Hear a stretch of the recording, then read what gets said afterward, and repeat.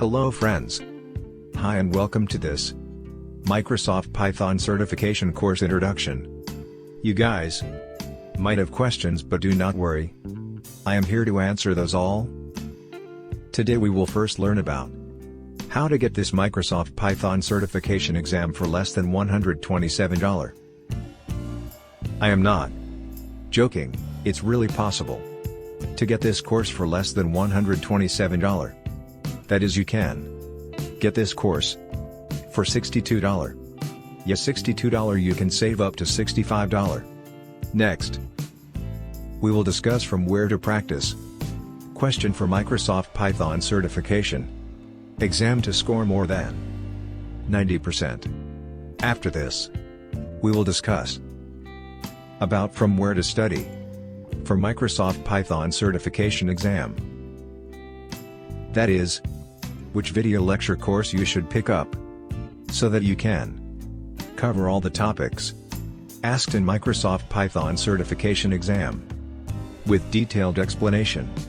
Then, we will move on to what is the syllabus for Microsoft Python certification exam. Python is a vast language. You cannot go for studying each and every topic for Microsoft Python certification exam. You must know what they will ask from Python, what is the pattern, and the type of question for Microsoft Python certification exam.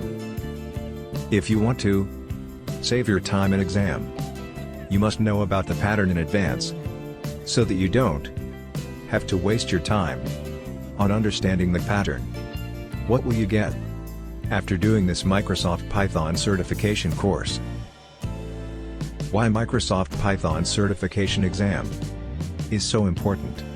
What are the requirements for Microsoft Python certification exam? Means how your room should be where you have to give test. What system requirement do you need? And what all thing you need to register for this exam.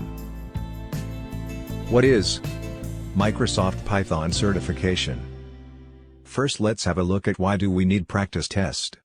Whenever you have first learned the English language, in the beginning stage of your English learning, you might not be able to speak as good English as you are right now. Have you ever wondered how you got a good command over English? I will explain, because you have practiced it a lot by speaking, listening, reading and writing. In the similar way, if you want a good command over Python, or you want to score more, you have to practice it. And the best way to practice is by taking up Python practice tests. Now you might have a doubt, from where should I take the practice test? There are three options. First one is to take free Python practice test available online. Second one is to take official Microsoft Python practice test, and the last one is you can get free Microsoft Python certification practice test. Yes, it's free, made by me, available on Udemy. Let's see which one is best fit for you. First, have a look on the advantages of free Microsoft Python certification course. It's available free, you can practice without any cost. The disadvantages with this is it have more or less number of question than required, less or more number of topics than required, no one is to clear your doubts, level of questions is not up to what is required for Microsoft Python certification course, sometimes you may not get proper explanation to questions. For Microsoft Python official practice test, you have to go to Microsoft website www.microsoft.com/ana/learning/exam98381.asks. Then scroll down. You can find this take a Microsoft official practice test for exam 98 to 381. You have to click on this.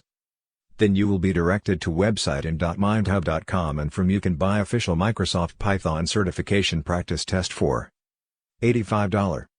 Disadvantages with this is its cost is about 70% of exam, that is, it is very costly, you cannot get anyone to clear your doubts, no money back guarantee. And the advantages is that level of questions are as required, topics also as required up to mark. Let's see what will you get if you do this from practice test made by me, available on Udemy. Its advantages are you can get this course for free. Yes, for free, you don't have to pay anything. Contain question from original Microsoft Python practice test. This also contained question from original Microsoft Python certification exam. You can clear your doubt from me through Udemy Q and A session. If you want to donate money for my course with 30 days money back guarantee. You can. All topics are covered. Level of question is required. Only disadvantage with this course is that you might have to mail me for free coupon code. Let's see in the upcoming part how to get this course for free. There are two ways to get this course. If you want to donate money for this course with 30-day money back, you can go for first option. And if you want this course for free, you can go for second option. Let's see. First option, here you have to donate money for this course by using the link given below in the description. Don't go for directly donating by searching over Udemy for my course, because by searching you have to pay more, and link given below is with coupon, so you can donate at discounted rate. Let's see how to buy this course for free. To get this you need link with free coupon code. For this you have to mail me your mail ID and course name. That is Microsoft Python certification course. My mail ID is protectcertified@gmail.com. And I will mail you back with free coupon code. If you feel like that my hard work and dedication deserve some reward from you, I request you to donate money by using the discounted link given below. Guys, in this part we will try to understand from where you should start learning Python. You can go to Google and type in Google Python tutorials.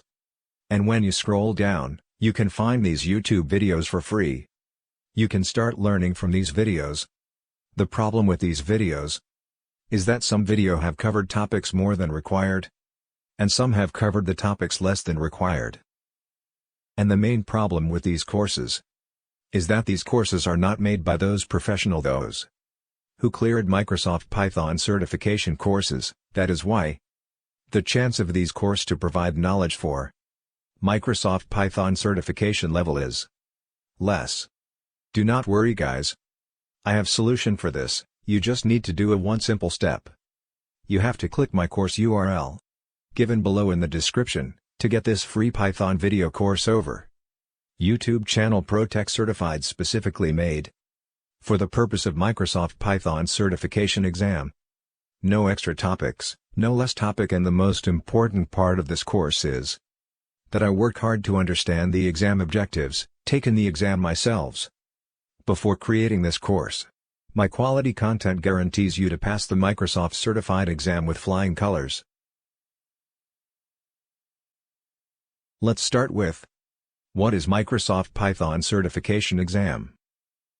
Microsoft Python certification exam is the exam for your industry readiness in Python and let your recruiter to know that you have knowledge about Python, which is required in industry.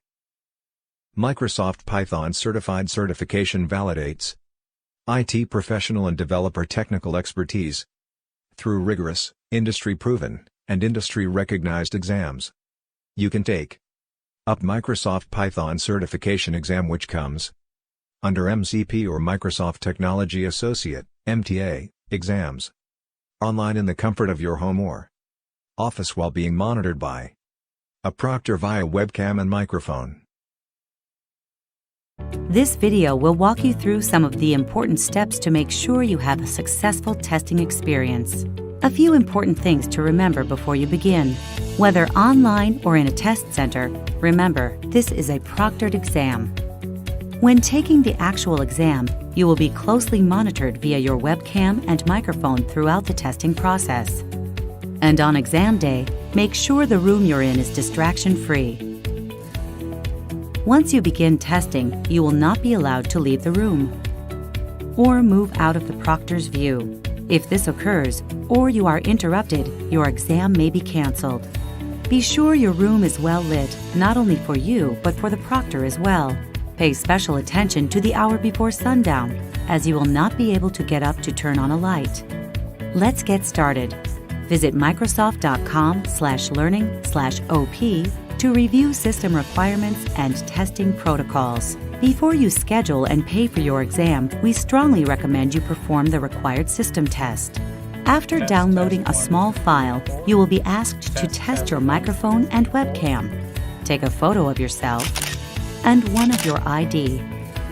After testing your internet connection, a single question exam simulation will confirm that your computer is ready to take the exam. Something to note: you will repeat some of these steps immediately before taking the actual exam. Scheduling an online exam is similar to scheduling other Microsoft exams. From Microsoft.com/learning, click on Register for an exam and select the exam you plan to take. After logging into your account, choose Online Proctoring as your preferred delivery mode, then review and accept the online proctored policies.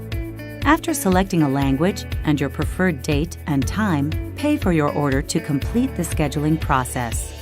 On the day you're ready to take your exam, go to Microsoft.com/learning and sign in to your benefits and exam dashboard. The Begin Exam button will be activated 30 minutes before your exam is scheduled to launch, and for 15 minutes following the exam start time. So if you schedule your exam at 2 o'clock, the Begin Exam button will be active at 1:30 and be unavailable at 2:16. The check-in and launch process takes about 15 minutes. If you haven't already done so, you will be asked to download the same file as in the system test procedure and follow many of the same steps. You will be placed in queue and connected to a live greeter who verifies your video and audio systems are working properly, checks your photo ID, along with other security protocols.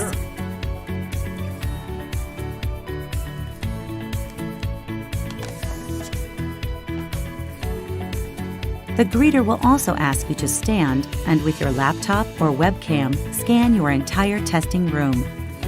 The greeter will let you know if items on your workspace, tables, shelves, or walls need to be removed. You will then be transferred to the proctor, who will continuously monitor you throughout the exam session. If you need assistance at any time during the exam, click on the phone icon at the top of the page to contact the proctor. To retrieve your score report, sign in to your Microsoft Benefits and Exam dashboard and click on View My Score Report. Your results will appear within a few minutes after completing your exam.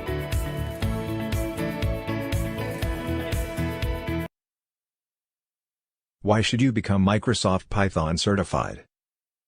With the growing need for Python programmers, as well as other programming professionals, it is now more important than ever to gain recognition for your programming expertise and be able to prove your skills. An employer does not only look at your portfolio, but also searches for different ways to validate your knowledge. A certificate is frequently the first screening tool used by a recruiter to help select those candidates who will have a chance to show off their skills during an interview.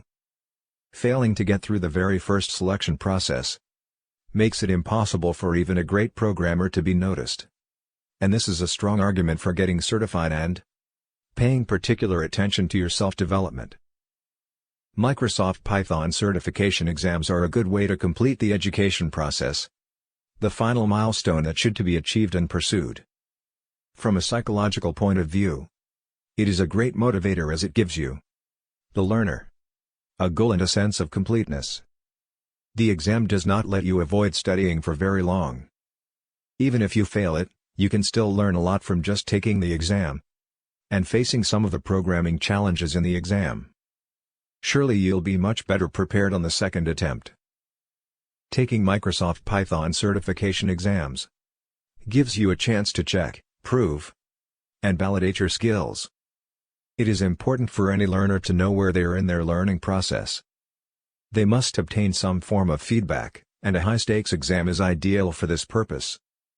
The test does not only help you assess your skills and indicate areas for improvement, it also gives you an objective overview of your skills profile. Now let's first take a look on pattern. Number of questions which you have to answers are 40. And the time duration which you are given to solve these questions is 45 minutes, and the passing score for this exam is 70%. That is, you have to score more than 70% marks in the exam. Question types which you have to answer are multiple choice, active screen question, best answer question, build list questions, case studies type questions, drag and drop type questions, hot area type questions, Multiple choice type questions. Repeated answer choice type questions. Short answer type questions. Mark review type questions. Review screen type questions. Let's see each one of them in detail. Active screen questions typically include an application screenshot and simulate controls such as drop-down lists, checkboxes, and option buttons. You will need to use the controls to answer the question. You can use the split bar to resize the panes and the scroll bar to see the entire question. After you read the question, you can make your selection or selections in the dialog box. You can reverse a selection that you've made by clicking it again and making another selection, or you can clear all your selections by clicking Reset.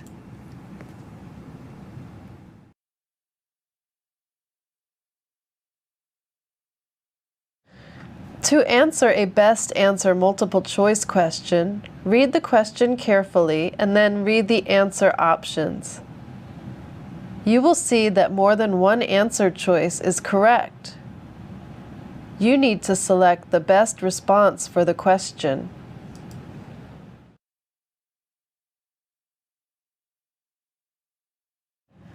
To answer a build list question, you will need to select and drag items from the source area on the left of the screen to the answer area on the right of the screen and put your selections in the correct order. You can drag the objects, or you can use the arrow keys to move objects. If you want to remove a selection from the answer area, use the back arrow key or drag the selection back into the list. To reorder an answer, select the up and down arrows or drag your selection to the desired location in the list.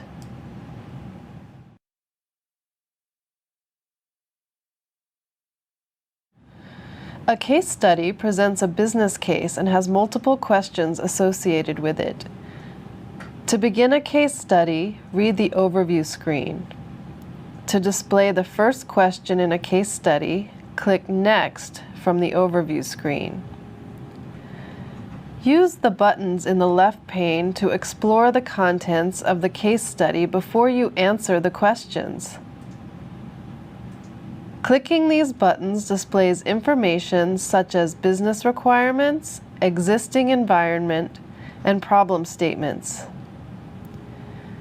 When you are ready to answer a question, click the question button to return to the question. At the end of this case study, a review screen will appear. This screen allows you to review your answers and to make changes before you move to the next section of the exam. After you begin a new section, you cannot return to this section. Case studies are not timed separately from the total exam time.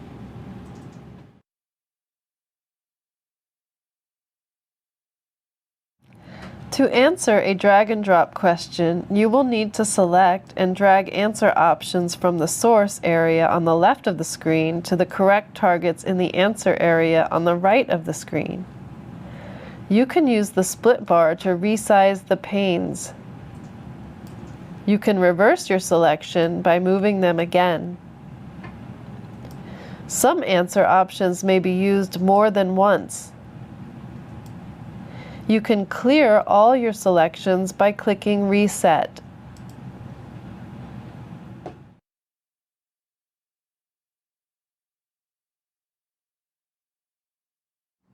Hot area question types provide a way for you to answer questions in a graphical form. Hot area questions present a screenshot, picture, or diagram.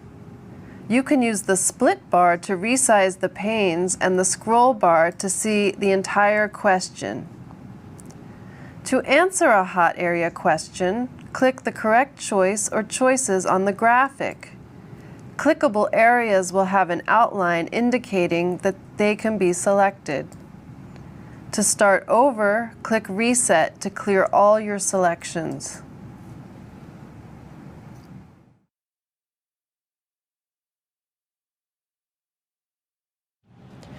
To answer a multiple-choice single correct answer question, read the question and then read the answer choices and select the correct answer. You can change your selection by clicking another choice. To answer a multiple choice with multiple correct answers question, read the question. A question with multiple correct responses will provide that information to you. Then read the answer choices and select the correct answers.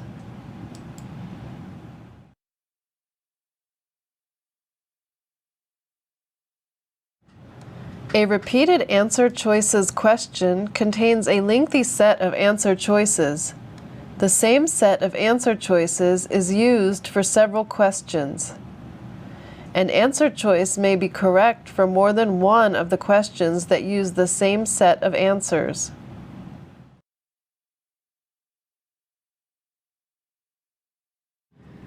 In a short answer question, you will be presented with a situation you can resolve by writing a few lines of code. Keywords are provided for you to use in the code you write. A text entry area is provided for you to write the code. When you're done with the code, you can check the syntax.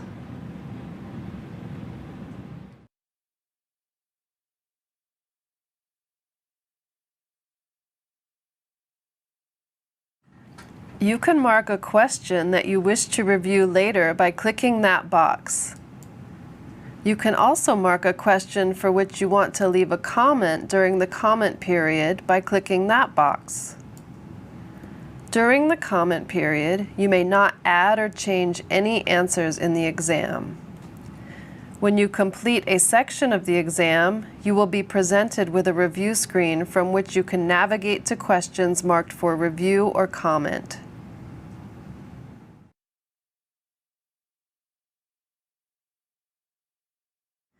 You can access the review screen for a section of the exam or for the whole exam if there are no separate sections from any question by clicking the arrow button in the upper left-hand corner of the screen.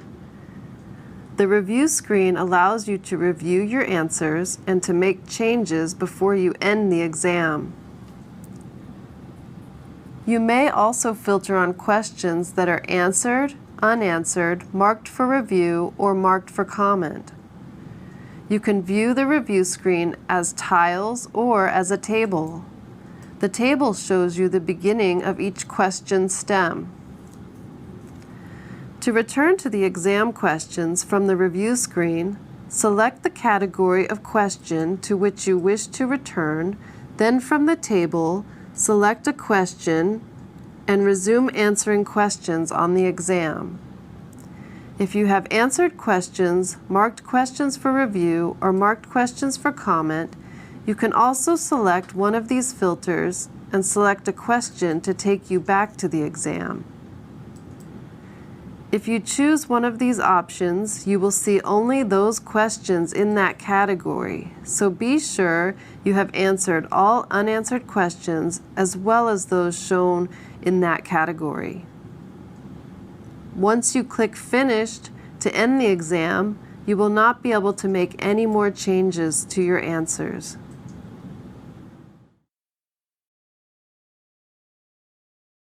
Let's have a look at what is the syllabus for Microsoft Python certification exam.